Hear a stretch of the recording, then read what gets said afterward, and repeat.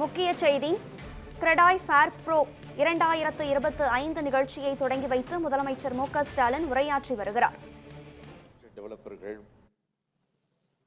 முதலீட்டாளர்கள், பங்குதாரர்களை உள்ளடக்கின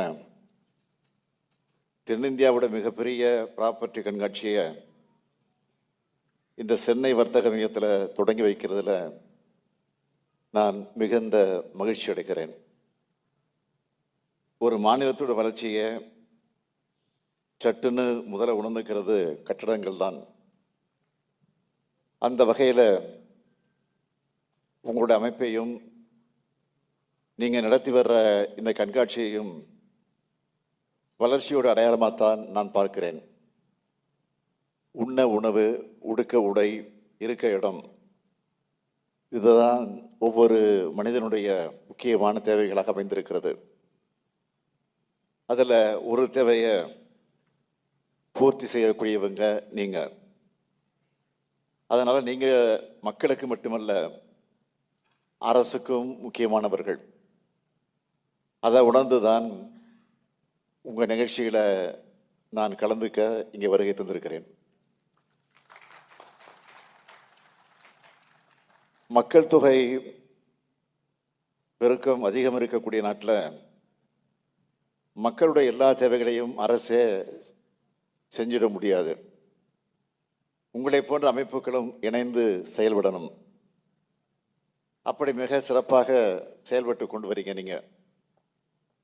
கிரெடாய் அமைப்பு தொழில் முன்னேற்ற கொள்கைகளை உருவாக்குறீங்க. ரியல் எஸ்டேட் வர்த்தகத்தில் ஈடுபட்டுள்ள எண்ணற்ற தொழில் முனைவோர்களையும் அரசையும் இணைக்கிற நல்லொரு பாலமாக நீங்கள் செயல்பட்டு கொண்டிருக்கிறீங்க. ரியல் எஸ்டேட் துறையின் வெளிப்படைத்தன்மை, ஒழுங்கு மற்றும் பொறுப்புடன் கூடிய செயல்பாட்டை கிரெடாய் உறுதி செய்கிறத நான் மனதார பாராட்டுகிறேன். ரியல் எஸ்டேட் மற்றும் உட்கட்டமைப்பு மேம்பட்ட உள்ளடக்கின வீட்டு வசதி மற்றும் நகர்ப்புற வளர்ச்சித்துறை மாநிலத்தின் பொருளாதார வளர்ச்சியை உறுதி செய்கிற ஒரு முக்கியமான துறையாக அமைந்திருக்கிறது. நம்ம மாநில மக்கள் தொகையில் 48 விழுக்காடு மக்கள் நகர்ப்புறத்தில் வசிக்கிறாங்க. இதனால் நாம் மிகவும் நகரமயமாக்கப்பட்ட மாநிலமாக இருக்கிறோம். இது வரக்கூடிய ஆண்டுகளில் மேலும் உயரும். இதனால் நீடித்து நிலைக்கக்கூடிய வீட்டு வசதிக்கான தேவைகள் அதிகரிக்கும். அதனால் புதுமையான நகரமைப்பு திட்டங்களை தீட்டணும். சென்னை பெருநகர பகுதிக்கான முதல் மற்றும் 2ஆம் முழுமை திட்டங்கள் திராவிட முன்னேற்ற கழக ஆட்சியில் தான் அறிமுகப்படுத்தப்பட்டுச்சு. இப்போ 3ஆவது முழுமை திட்டத்தை நம்ம அரசு தான் முனைப்போடு தயாரிச்சுக்கிட்டு வருது. நிலையான வளர்ச்சி, பொருளாதார முன்னேற்றம் மற்றும் தொழில்நுட்ப ரீதியான முன்முயற்சிகள் ஆகியவற்றை மையமாக கொண்டு நகர்ப்புற வளர்ச்சியை முன்னெடுத்து செல்லவும், மக்களுடைய வாழ்க்கை தரத்தை மேம்படுத்தவும் இந்த திட்டம் உருவாக்கப்பட்டு வருது.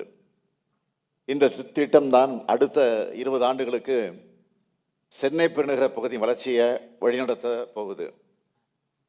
அதே போல் தமிழ்நாடு முழுவதும் நகரம், கிராமங்களை மேம்படுத்த 10 மண்டல திட்டங்களும் தயாரிக்கப்பட்டு வருது. கோயம்புத்தூர், மதுரை, ஓசூர், சேலம், திருப்பூர், திருச்சிராப்பள்ளி, வேலூர் மற்றும் திருநெல்வேலியை உள்ளடக்கின 136 நகரங்களுக்கும் திட்டம் தயாரிக்கப்பட்டு வருது. ஓசூருக்கான முழுமை திட்டமும் சமீபத்தில் வெளியிடப்பட்டிருக்கு.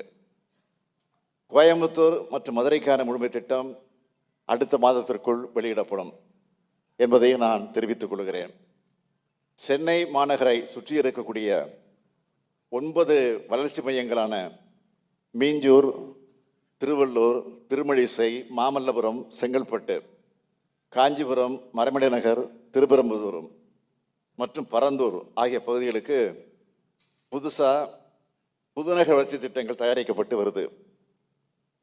புதுநகர் திட்டங்களோட நோக்கம் என்ன என்றால், சென்னையோட நெரிசலை குறைக்கணும், பொருளாதார மையங்களை உருவாக்கணும், போக்குவரத்து இணைப்புகளை ஏற்படுத்தணும், சென்னை மாநகரை சுற்றி இருக்கக்கூடிய பகுதிகளில் நிலையான வளர்ச்சியை உறுதி செய்யணும். இதுதான் நோக்கம். கடந்த 10 ஆண்டுகளில் இப்படியான திட்டங்கள் தயாரிக்கிற பணி தேக்கமடைஞ்சு இருந்துச்சு. அந்த நிலையை மாற்ற நம்ம அரசு முனைப்போடு செயல்பட்டு வருது. நான் கிரெடாய் ஃபேர் ப்ரோ 2023 கலந்துக்கிட்டப்போ ஒரு உறுதி அளித்தேன். அதை செயல்படுத்துகிற வகையில் ஒற்றைச்சாளர முறை மற்றும் இணையதள கட்டட அனுமதி பெறக்கூடிய முறை தற்போது நிறைவேற்றப்பட்டிருக்கு. மனை மற்றும் கட்டிட ஒப்புதலுக்காக பெறப்படும் விண்ணப்பங்களை விரைவாகவும் வெளிப்படைத்தன்மையோடு குறைகளை தெரிஞ்சுக்கிட்டு செயலாற்றும் விதமாகவும் வடிவமைக்கப்பட்டிருக்கு. இந்த திட்டத்தின் கீழ் மனைப்பிரிவு மற்றும் கட்டடம் ஆகியவற்றுக்கு வழங்கப்படுகிற திட்ட அனுமதிகளோடு 45 விழுக்காடு அதிகரிச்சிருக்கு. ஒப்புதல் வழங்குவதற்கான கால அளவு 180 நாட்களிலிருந்து 64 முதல் 90 நாட்களாக குறைஞ்சிருக்கு. நம்ம திராவிட மாடல் அரசு எப்பவுமே பொதுமக்களோட தேவையை உணர்ந்து செயல்படுகிற அரசு என்பதற்கு இதெல்லாம் ஒரு சின்ன எடுத்துக்காட்டாக விளங்கி கொண்டிருக்கிறது. தமிழ்நாட்டில் இருக்கக்கூடிய ஏழை எளிய மக்கள், பொருளாதாரத்தில் நலிவுற்ற பிரிவினர், நடுத்தர வர்க்க மக்கள் ஆகிய அனைவரின் சொந்த வீடு கட்டும் கனவையும் நனவாக்க 22/7/2024 அன்று உடனடி ஒப்புதல் பெறக்கூடிய வகையில் சுயசான்றிதழ் திட்டத்தை அறிமுகப்படுத்தியுள்ளோம். இந்த திட்டத்தின் வாயிலாக 2500 சதுரடி கொண்ட மனை இடத்துல 3500 சதுரடி கட்டப்பரப்பு வரைக்கும் தரைத்தளம் மற்றும் முதற்தளம் கொண்ட குடியிருப்பு கட்டடங்களுக்கு எந்த அரசு அலுவலகங்களுக்கும் போகாம மக்கள் வீட்டில் இருந்தபடியே சுயசான்றிதழ் முறையில் அனுமதி பெற வழிவகை செய்யப்பட்டிருக்கு. இந்த திட்டத்தின் கீழ் கட்டப்படுகிற குடியிருப்பு கட்டடங்களுக்கு கட்டட முடிவுற சான்று பெறுவதில் இருந்து விலக்களிக்கப்பட்டதில்லை. இதனால் வர 51,000 கட்டட அனுமதிகள் பெறப்பட்டிருக்கு. குறுகிய காலத்தில் இந்த திட்டமானது மக்கள்கிட்ட பெரும் வரவேற்பை பெற்றிருக்கு. அதனால் முன் அனுமதிக்கப்பட்ட 100 கட்டட திட்டங்களை பதிவேற்றி இந்த செயல்முறையை மேலும் செம்மைப்படுத்தி எளிமையாக்குவதற்கான முயற்சிகளில் வீட்டு வசதித்துறை தற்போது மேற்கொண்டு வருது. சென்னையோட உள்பகுதிகளில் ஏற்படுகிற நெரிசலை தவிர்க்கவும், வெளிவட்ட சாலைகளுக்கு இணைப்பை மேம்படுத்தவும், போக்குவரத்து முனையங்களை பரவலாக்கவும் சிஎம்டிஏ மூலமாக கிளாம்பாக்கம், மாதவரம் மற்றும் குத்தம்பாக்கம் ஆகிய இடங்களில் 3 புதிய புறநகர் பேருந்து முனையங்களை உருவாக்கி இருக்கிறோம். குத்தம்பாக்கம் பேருந்து முனையம் விரைவில் மக்களுடைய பயன்பாட்டிற்கு வர இருக்கு. சென்னை பெருநகர மண்டல போக்குவரத்து தேவைகளை கருத்திலே கொண்டு தமிழ்நாட்டின் நீண்டகால வளர்ச்சிக்கான இலக்கை அடைகிற வகையில் செங்கல்பட்டு மற்றும் மாமல்லபுரத்தில் நவீன போக்குவரத்து முனையங்கள் அடுத்த ஆண்டு திறக்கப்பட இருக்கு. சென்னையோட நீண்ட கடற்கரை பகுதியும் ஏரிகளும் இயற்கை நமக்கு வழங்கியிருக்கக்கூடிய பெரும் கொடைகள். இதை மேம்படுத்த தமிழ்நாடு அரசால் சென்னை நீர்முனை வளர்ச்சி திட்ட நிறுவனம் ஏற்படுத்தப்பட்டிருக்கு. இந்த நிறுவனம் முதல் கட்டமாக சென்னை மாநகர் அமைஞ்சிருக்கக்கூடிய 12 ஏரிகள் மற்றும் 4 கடற்கரை பகுதிகளை தேர்வு செஞ்சு சுற்றுச்சூழலுக்கு பாதிப்பு இல்லாமல் மக்கள் கூடும் இடங்களா மேம்படுத்த 250 கோடி ரூபாய் செலவில் திட்டம் தயாரிச்சிருக்கு.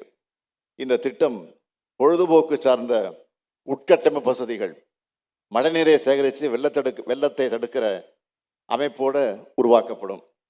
ஸ்பாஞ்ச் பூங்காக்கள், விளையாட்டு திடல்கள், விளையாட்டு வளாகங்கள், பல்நோக்கு மையங்கள் மற்றும் சந்தைகள், பேருந்து முனையங்கள், சுரங்கப்பாதைகளை நவீனப்படுத்துதல், புதிய திட்டசாலை இணைப்பு பகுதிகளை கண்டறிந்து மறு வடிவமைப்பு மேம்படுத்துதல் போன்ற செயல்பாடுகள்னு சென்னை பெருநகர் வளர்ச்சி குழுமத்தால் 196 நகர்ப்புற வளர்ச்சி திட்டங்கள் சுமார் 2600 கோடி ரூபாய் முதலீட்டில் கடந்த 3 ஆண்டுகளில் மேற்கொள்ளப்பட்டு வருது.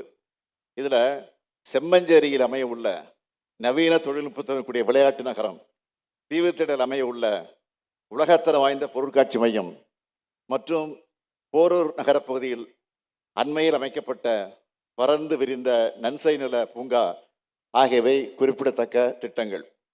இதனை செயல்வடிவாக்க தற்போது நடைமுறையில் இருக்கக்கூடிய தமிழ்நாடு ஒருங்கிணைந்த வளர்ச்சி மற்றும் கட்டிட விதிகள் 2019 புதுப்பிக்கும் செயல்பாடுகளில் வீட்டு வசதி மற்றும் நகர்ப்புற வளர்ச்சித்துறை முழு ஈடுபாட்டோடு செயலாற்றி வருது. இந்த மேம்பாட்டு பகுதிகளில் உங்கள் எல்லோரோட எண்ணங்களையும் கோரிக்கைகளையும் பரந்த நோக்கத்தில் பரிசீலித்து இந்த துறையின் ஒருமித்த வளர்ச்சிக்கு நம்ம அரசு என்றைக்கும் ஊக்கமளிக்கும்னு தெரிவிச்சுக்கிறேன். நகரம் கிராமம் என்ற வேறுபாடு இல்லாமல் அனைத்து பகுதியும் வளர்ப்பதற்கானதான் எங்களுடைய நோக்கம். அதுக்கு உங்களுடைய முழுமையான ஒத்துழைப்பு எங்களுக்கு தேவை. வளர்ச்சியான சேவையை ஆற்றுவதற்கு உங்களுக்கு தேவையான அனைத்து ஒத்துழைப்பையும் என்னுடைய அரசு நிச்சயம் வழங்கும். எப்பொழுதுமே முதலமைச்சர் ஒரு நிகழ்ச்சிக்கு வராங்கன்னா அந்த நிகழ்ச்சியில் கோரிக்கை வைப்பது உண்டு.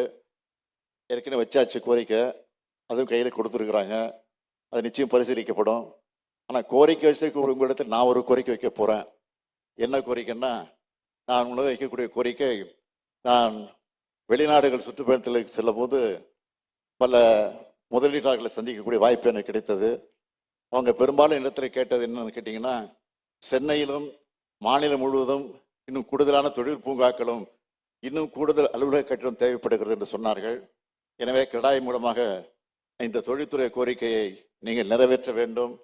நீங்கள் கட்டக்கூடிய பெரிய அடுக்குமாடி கட்டிடத்தை அருகிலேயே அந்த பூங்காக்கள் நீர்நிலைகளை அழகுபடுத்த பராமரித்துக் கொள்வதற்கு உங்களை ஈடுபடுத்திக் கொள்ள வேண்டும் என்று நான் அன்போடு கேட்டு இந்த சிறப்பான வாய்ப்பை தந்த உங்கள் அனைவருக்கும் மீண்டும் ஒரு முறை நன்றி சொல்லி இந்த மாநாடு வெற்றியோடு நிறைவேற வேண்டும், வெற்றி பெற வேண்டும் என்று மனதார வாழ்த்தி விடைபெறுகிறேன். நன்றி, வணக்கம்.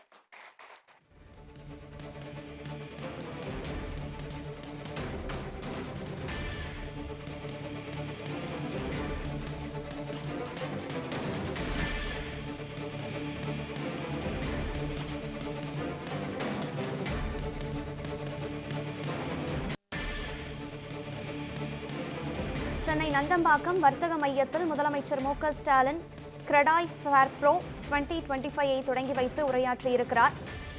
தன்னுடைய உரையில் மக்கள் தொகை அதிகம் இருக்கும் நாட்டில் அரசே மக்களுக்கு அனைத்து தேவைகளையும் செய்ய முடியாது என குறிப்பிட்டிருக்கிறார். தொடர்ந்து ஒரு மாநிலத்தின் வளர்ச்சியை சட்டென தெரிவிப்பது கட்டிடங்கள் தான் என்று முதலமைச்சர் மு க ஸ்டாலின் தன்னுடைய உரையில் குறிப்பிட்டிருக்கிறார். மேலும் சென்னை, காஞ்சிபுரம், செங்கல்பட்டு உள்ளிட்ட மாவட்டங்களில் புதுநகர் வளர்ச்சி திட்டம் தயாரிக்கப்பட்டு வருகின்றது என்றும் தன்னுடைய உரையில் முதலமைச்சர் மு க ஸ்டாலின் குறிப்பிட்டிருக்கிறார். 136 நகரங்களுக்கான திட்டங்கள் தயாரிக்கப்பட்டு வருகின்றன என்றும் முதலமைச்சர் மு க ஸ்டாலின் தெரிவித்திருக்கிறார். கோவை, மதுரைக்கான அடுத்த கட்ட திட்டங்கள் தயாரிக்கப்பட்டு வருகின்றன என்றும் முதலமைச்சர் மு க ஸ்டாலின் தெரிவித்திருக்கிறார். மேலும் ஏழை எளிய மக்களின் சொந்த வீடு கட்டும் கனவை நனவாக்கும் வகையில் கடந்த ஆண்டு சுயசான்றிதழ் திட்டம் அறிமுகப்படுத்தப்பட்டது என்றும் முதல்வர் தன்னுடைய உரையில் குறிப்பிட்டிருக்கிறார்.